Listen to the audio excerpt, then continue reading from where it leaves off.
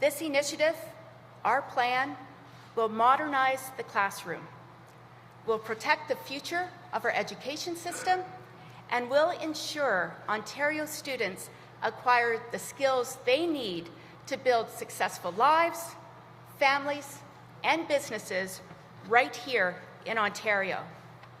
Now, we all know there's been a lot of discussion and debate about education over the last 9 months.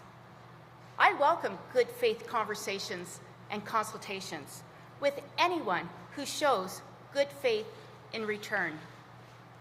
The future of education must belong to all of us.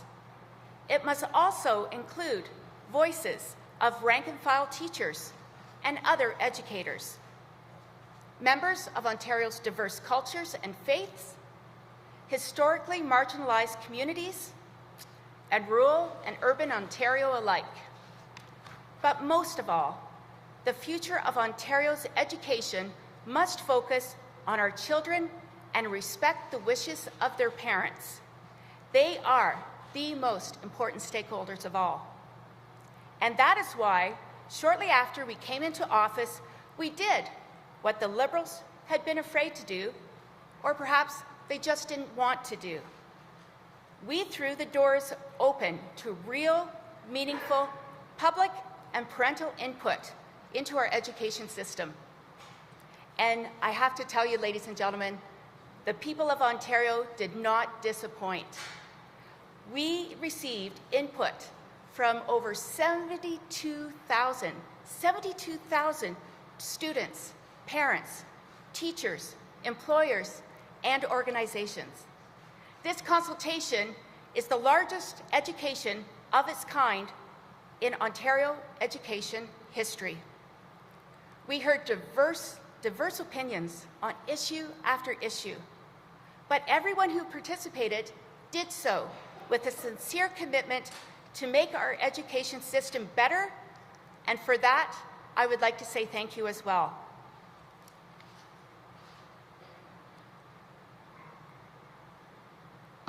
As you know, we've also consulted with our education partners in the sector. They were very clear.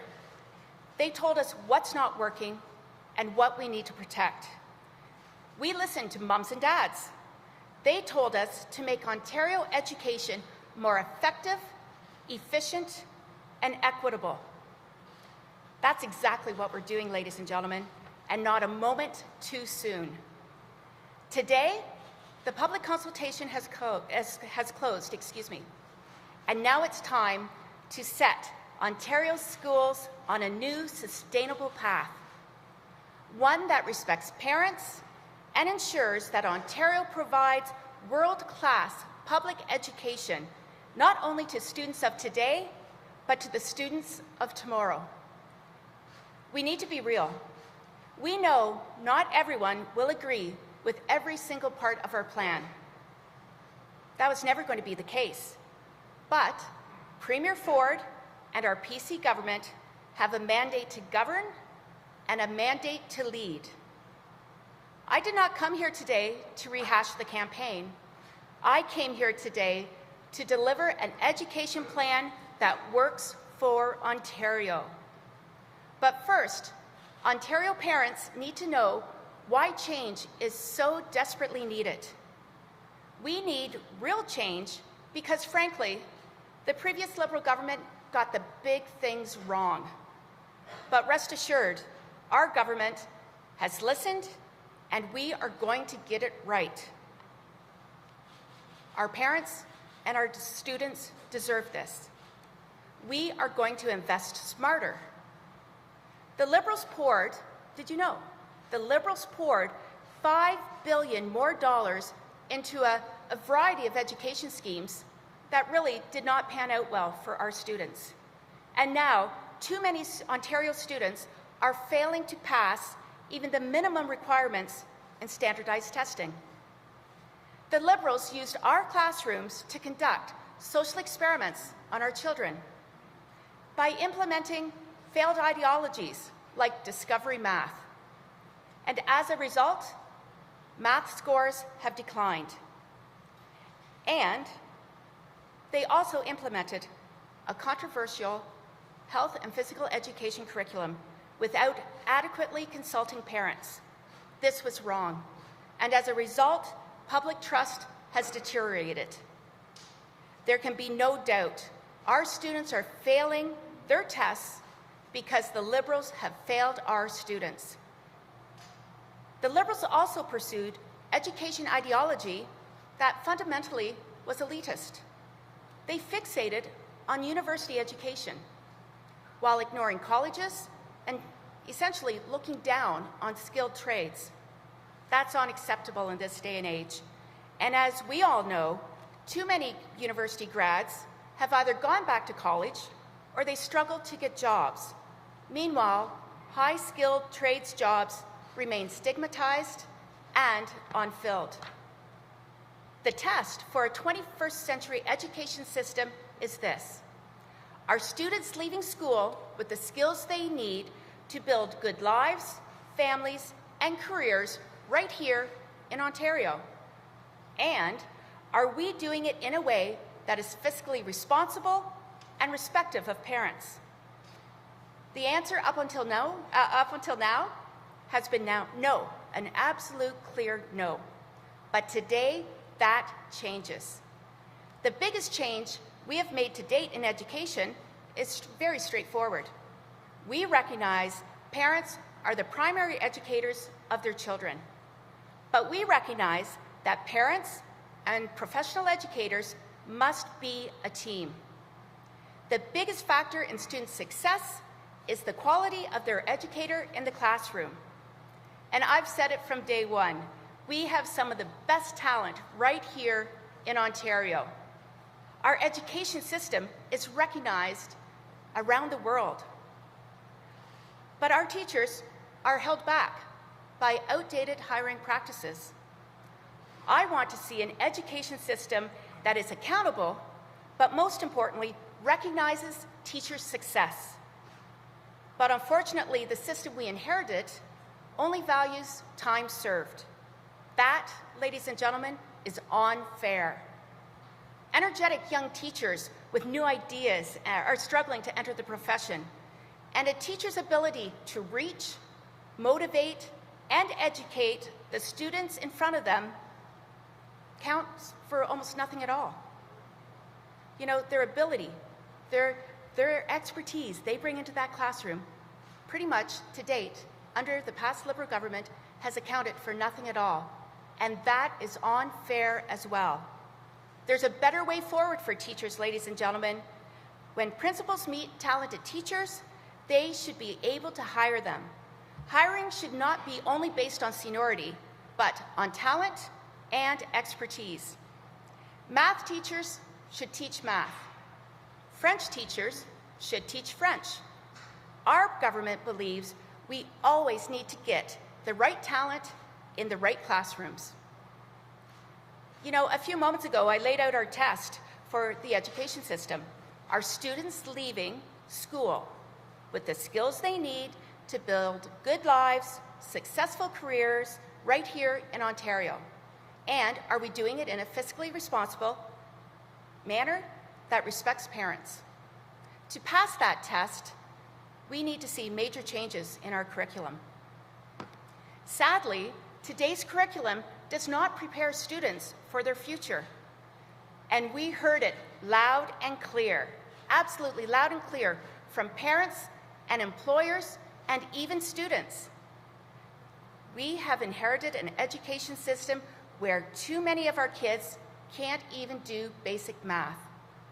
They can't handle their personal finances, and they don't have transferable skills they need to handle pressure or even manage an interview process.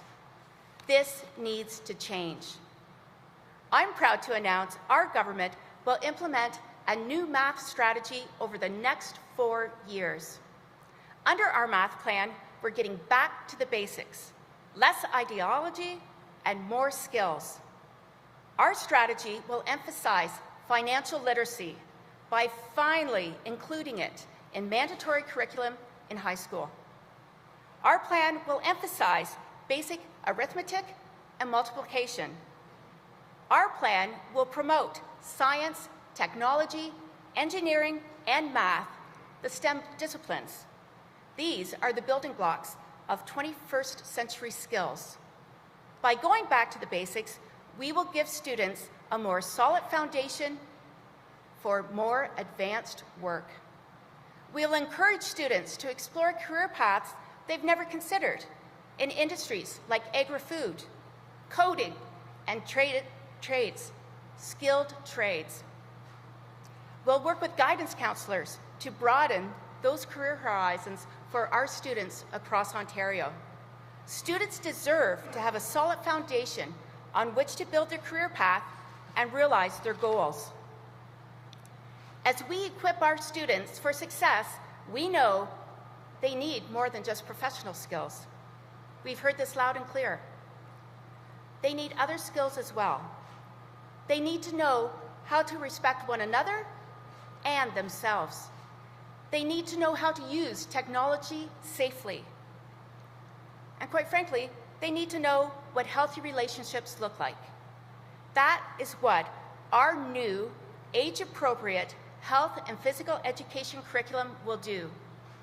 Ladies and gentlemen, we've listened to parents about health and physical education.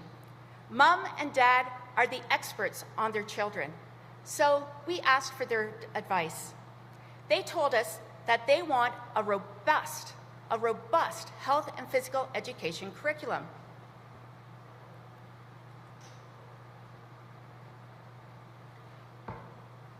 We heard from parents, and they told us some concepts were being taught way too early. So we're going to raise the age on some concepts. But I assure you here today, we are going to keep them all in the curriculum. And we're going to respect mom and dad by providing an opt-out so parents can be the ultimate decision makers on their kids' health education. Most importantly, parents told us they want more emphasis on safety. We're improving the health and physical education curriculum, ladies and gentlemen. From online threats to concussions to bullying, there's much to cover. And I'm very proud to announce that Ontario's new health and physical education curriculum will have a core focus on protecting students, physically, socially, and emotionally. We're going to help students respect themselves, respect one another, respect their relationships, and respect the dangers of constant internet and social media use. As you heard earlier this week, I will also be implementing a provincial ban on cell phones in our classrooms for the next school year. Children need focused time to learn. And quite frankly, teachers deserve focused time to teach. As we implement this cell phone ban, we'll also respect teachers' discretion. We will allow teachers to make exceptions for teaching purposes according to their professional judgment. And we recognize some school boards employ initiatives that are already working. But letting students use personal cell phones without restrictions can and have led to privacy issues, cheating, and most of all, distractions. That is the wrong way to bring technology into the classroom. We need to embrace technology for all the good that it enables, because it does have a key role to play. For instance, ladies and gentlemen, I am taking the Ministry of Education out of the publishing business. To this day, when a curriculum change is made, it can cost hundreds of thousands of dollars to print and distribute new curriculum documents. No more. This fall, we will start to phase in a new digital curriculum platform, available anytime, anywhere, and on any device. This platform will provide teachers, students, and parents full curriculum access and up-to-the-minute changes. For technology to be good, it also has to be good for all. Right now, there's so much inequity across the regions and school boards in our province. Last December, the Auditor confirmed that some school boards have stacks of unopened whiteboards in their closets. And we know other school boards just don't have enough computers. And we've also heard from teachers and parents that there is not enough tech support to properly install and support newer technologies. We will address this inequity, and we will ensure every school has access to reliable, fast, and affordable internet with our government's new broadband strategy. To achieve this and so much more, we are going to be reforming the Education Quality and Accountability Office, known as EQAO. We're going to give it a stronger, broader mandate. Last month, we announced the first full-time chair of the EQAO, Dr. Cameron Montgomery. We will work with Dr. Montgomery to modernize this agency. We will update what it evaluates and how it evaluates the success of our education program. We know that EQAO's standardized tests are unpopular with parents, students, and teachers throughout this province, and there's good reasons for that. But rest assured, we will be addressing them. I look forward to what EQAO can do for our education system with a fresh focus and energy. We believe that no matter where students live or what school they attend, they deserve excellence and equality from our system. Under our PC government, they're going to get both. Now, I'm going to take a little drink here. We need to talk about class sizes. All of us in this room are well aware that there's been a lot of discussion about what's going to happen with class sizes. We've heard from parents, we've heard from teachers, and we've heard from our labor partners. Everyone has assumed we would be removing caps on class sizes. I would like to be perfectly clear. This is absolutely untrue. For example, one thing we heard is a campaign from the Elementary Teachers Federation of Ontario. They mobilized their members to call on our government to protect low class sizes from kindergarten to grade 3. Well, ladies and gentlemen, I agree with ETFO on that point. But now, let me tell you what our government is really proposing on class sizes. From kindergarten to grade 3, we propose no changes to class sizes. And in grades 4 to 8, an average increase of just one more student in each classroom. Our older and more mature students in high school would see the most change, with class sizes increasing to 28. This proposal is evidence-based, and it's also important to note Ontario at this time has an extremely low teacher-to-pupil ratio in the high school system. While better preparing our high school students for post-secondary classes and employment, we're going to align our high school class sizes with other jurisdictions. We will enhance the learning environment for our students and our teachers. For instance, this initiative will take the pressure off of some of our schools to reduce the number of students who are forced to use portables or sit in split classes. Our end goal is clear. We want students to be better prepared and students to be protected. But I also want to make clear today that we're protecting teachers too. Our planned changes to class sizes will happen gradually over 4 years. And not one teacher, not one, will lose their jobs because of our class size strategy. None. We are focused on improving curriculum, modernizing learning, and making sure the right talent is in each classroom.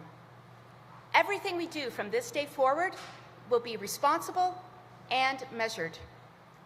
This plan is what the people want and what they need. And we know this because we've listened. We've listened to tens of thousands of people And I commit to you today, we will continue to listen. So, what happens next? We will move forward with the changes we announced today, but changes of this magnitude take time. But we are committed. We're committed to working with our sector partners, educators, and parents to get it right. The experience our partners bring to the table is absolutely invaluable, and we look forward to working with them to make these changes. If they have other ideas that might work or that can make our plan better, we want to hear about them. I'm sincere about that. If the teachers' unions or anybody else is prepared to work with us in good faith, we will be here to partner with them. Today marks the day when we move forward with a plan for education that works in Ontario. But there's still much more to do. We will continue to look for better ways to improve student learning. We will continue to adapt curriculum to address the needs of the modern world. We will continue to work with school boards to find ways we can reduce spending. And we will continue to take responsibility for every dollar spent, as well as the return on the investment of that dollar spent. Because ultimately, the manner in which we're going to be measured is student resiliency and success. Our government for the people is committed to education that works for Ontario, our people, our economy, and our families. Together, we will build on a system that creates and attracts the best talent, that builds careers, promotes well-being, and leaves every student prepared for their future. Thank you very much for being here.